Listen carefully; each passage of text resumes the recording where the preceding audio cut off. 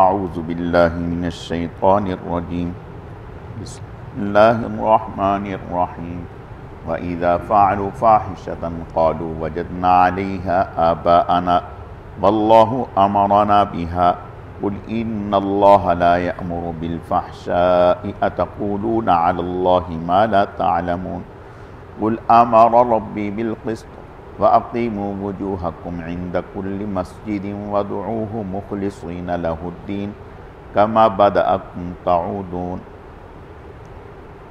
جب وہ کوئی برا کام کرتے ہیں تو کہتے ہیں کہ ہم نے اسی طرح اپنے آباء و اجداد کو کرتے ہوئے پایا ہے اور اللہ نے ہمیں اسی کا حکم دیا ہے۔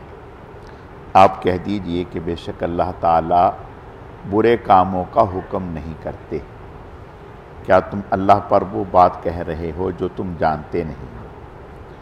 آپ کہہ دیجئے کہ میرا رب تو انصاف کے ساتھ عبادت کا حکم دیتے ہیں، اور قائم کرو تم، سیدھا رکھو تم اپنے رخ کو ہر عبادت کے وقت، اور اسی کو پکارو خالص ہو کر، فرما بردار بن کر۔ جیسا کہ تمہیں پیدا کیا پہلی مرتبہ، تم اسی طرح دوبارہ لٹائے جاؤ گے۔ یہ سورہ اعراف کی 2 آیتیں ہیں۔ پہلی آیت میں کفار اور مشرک وہ کوئی ایسا کام کرتے جو گناہ کا کام ہوتا۔ مثلا عرب میں جو وہ لوگ تھے، قریش کے علاوہ جو باقی لوگ تھے وہ برہنہ ہو کر طواف کرتے تھے۔ عورتیں رات میں طواف کر لیتی تھیں اندھیرے میں، مرد جو ہیں وہ دن میں ہی برہنہ ہو کر طواف کرتے تھے۔ قریش لباس میں طواف کرتے تھے، تو بہت زیادہ اگر کوئی کرتا تو وہ قریش سے کپڑے مانگ کر وہ پہن کر طواف کر لیتا۔ برہنہ اگر کوئی نہ کرنا چاہتا تو وہ قریش سے کہتا کہ بھی آپ ہمیں کپڑے پہننے کے لیے دے دیں، وہ دے دیتے۔ تو اب سارے عرب کو تو قریش کپڑے دینے سے رہے، تو اکثر طبقہ وہ تھا جو برہنہ ہو کر طواف کرتے۔ تو ایک تو اس پر دلیل یہ دیتے، اور یہ انتہائی گھناؤنا اور برا کام ہے، ایک تو دلیل اس پر یہ دیتے کہ ہم نے اپنے آباء و اجداد کو اسی طرح کرتے ہوئے پایا ہے، یعنی ہم کوئی نیا کام نہیں کر رہے، جو ہم نے اپنے باپ دادا کو دیکھا وہی ہم کر رہے ہیں۔ تو اس پر اگر آباء و اجداد کا کیا ہوا عمل دین ہوگا تو پھر تو کائنات میں نہ جانے کتنے دین ہوں گے کہ ہر علاقے کے لوگ جس طرح جو کام اپنے آباء و اجداد کو کرتے ہوئے دیکھیں گے، اگر اپنے آباء و اجداد کا کیا ہوا کام دین کہلائے گا تو پھر ہر علاقے کا الگ دین ہوگا، ہر قوم کا الگ دین ہوگا، ہر قبیلے کا الگ دین ہوگا۔ اور دوسرا یہ کہتے کہ اللہ نے ہمیں اس کا حکم دیا ہے، یہ اللہ تعالیٰ کی طرف ایک غلط بات منسوب کرتے۔ شیطان نے ان کے ذہن میں ایک بات ڈال دی، یعنی انسان سوچتا ہے کہ آخر وہ بھی تو عقل رکھتے تھے، تو وہ ایسا کام کیوں کرتے تھے؟ یعنی آدمی ایک بات سوچتا ہے کہ آخر وہ بھی عقل رکھتے تھے، یعنی سمجھدار بھی لوگ تھے، ایسا تو نہیں تھا کہ سارے ہی ایسے تھے، تو وہ پھر ایسا کام کیوں کرتے تھے جو قابل شرم ہو؟ ایک تو یہ کہ شیطان نے ان کے ذہن میں یہ بات ڈال رکھی تھی کہ دیکھو جو لباس پہن کر آپ اللہ تعالیٰ کی نافرمانی کرتے ہیں وہ لباس گویا گندا ہو گیا۔ اب اس لباس کو پہن کر کس منہ سے آپ اللہ کی عبادت کرتے ہیں؟ یعنی لباس تو گندا ہو گیا، وہ تو دھلنے سے بھی صاف نہیں ہوگا، اور خود جو ہیں خود شرم نہیں آ رہی کہ ہم اللہ کی نافرمانی بھی کر رہے ہیں اور جو ہے عبادت بھی کر رہے ہیں۔ تو یہ شیطان نے ان کے ذہن میں بات گھڑ کے ڈال رکھی تھی، تو اس کو وہ دلیل بنا کر کہتے تھے کہ بھی چونکہ اس لباس میں ہم نے گناہ کیا ہے، اللہ کی نافرمانی کی ہے، تو لہٰذا اب یہ شرم والی بات ہے کہ ہم ایسا لباس پہن کر۔ اور دوسرا یہ کہ جب کوئی قوم کسی کام کو کثرت سے کرنے لگ جائے تو پھر اس کی حس ختم ہو جاتی ہے، پھر وہ برائی نہیں لگتی، وہ برائی نہیں لگتی۔ اللہ تعالیٰ معاف فرمائے۔ مجھے یاد ہے اچھے سے کہ ہم اپنے بچپنے میں یعنی لڑکے بھی سر کھلا نہیں رکھتے تھے، سر کھلا نہیں رکھتے تھے، سر پہ ٹوپی رکھتے تھے۔ عورت بچی بھی کیوں نہ ہو، تصور ہی نہیں تھا کہ وہ سر کھلا رکھے گی، اس کے سر پر ضرور دوپٹہ ہوتا، اور جب خاص طور پر کسی گھر کے بڑے کے سامنے جاتی تو سر پہ دوپٹہ کپڑا ہوتا۔ لیکن اب دیکھتے ہیں، اللہ تعالی ہماری حفاظت فرمائے، کیا دیہات کیا شہر، سبھی جگہ جب ایک لہر چلی بے دینی کی اور بے حیائی کی تو اس نے سبھی جگہ کو متاثر کیا۔ اب یعنی پہلے یہ کوئی تصور بھی نہیں کر سکتا تھا کہ عورتیں وہ اپنی شلوار جو ہے وہ ٹخنوں سے اوپر کریں گی، خاص طور پر ہمارے ملک میں تو ایسا تصور بھی نہیں کر سکتے۔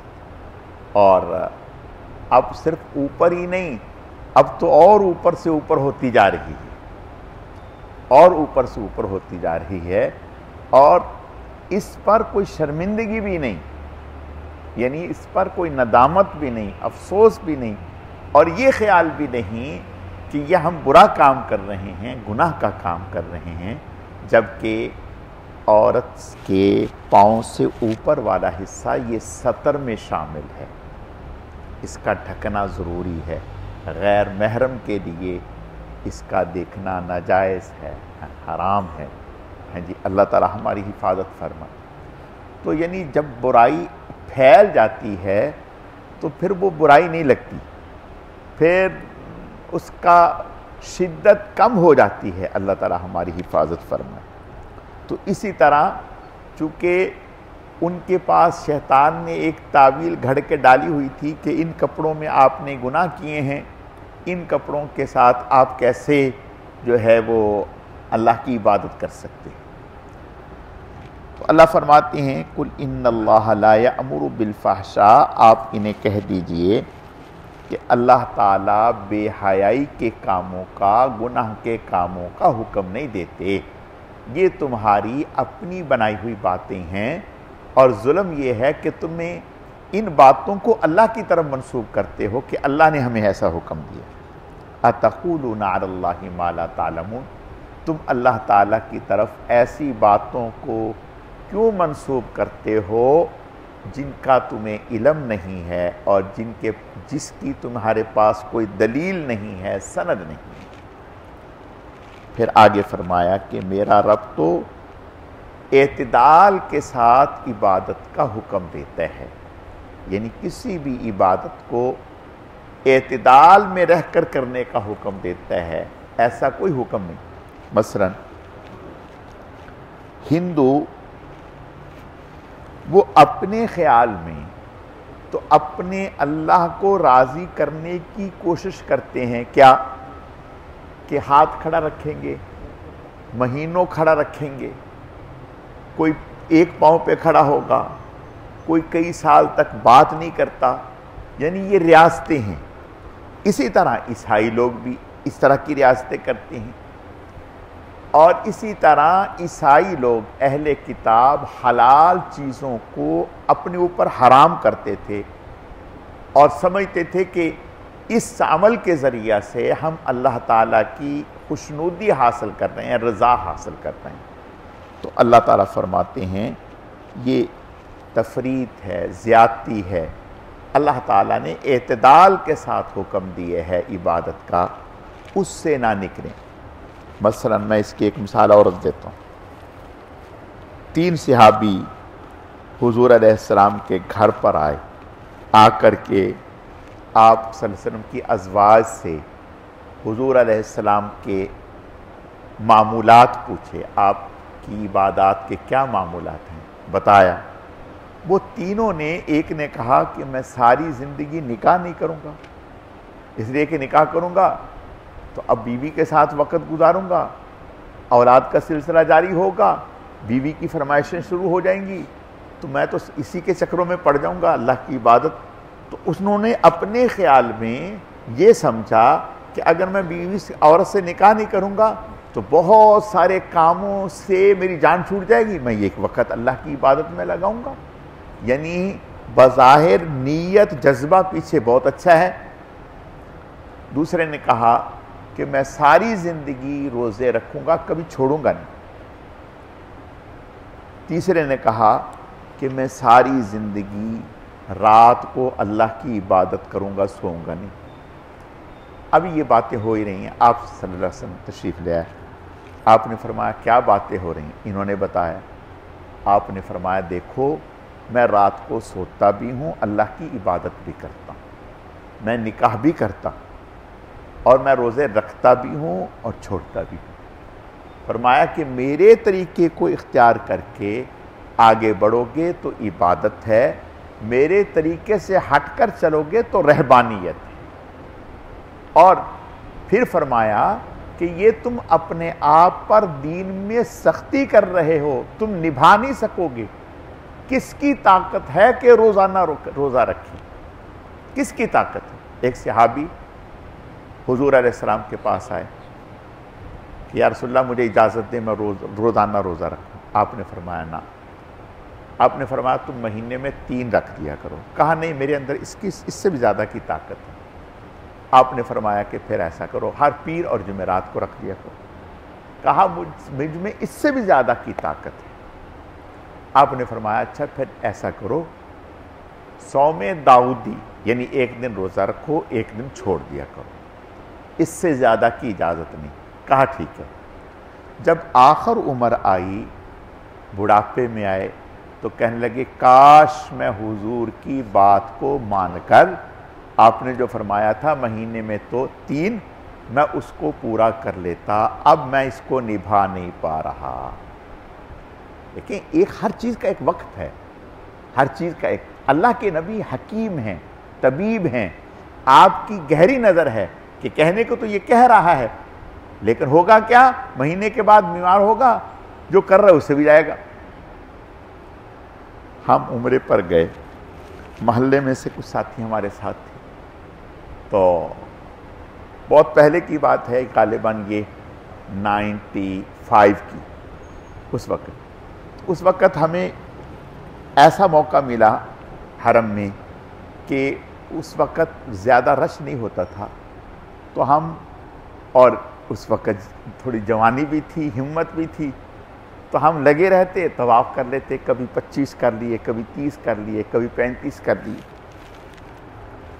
تو وہ ہم جب دوبارہ جب گئے، یہ غالباً بات ہے 2008-9 کی یا 7 کی، اس طرح سے کچھ۔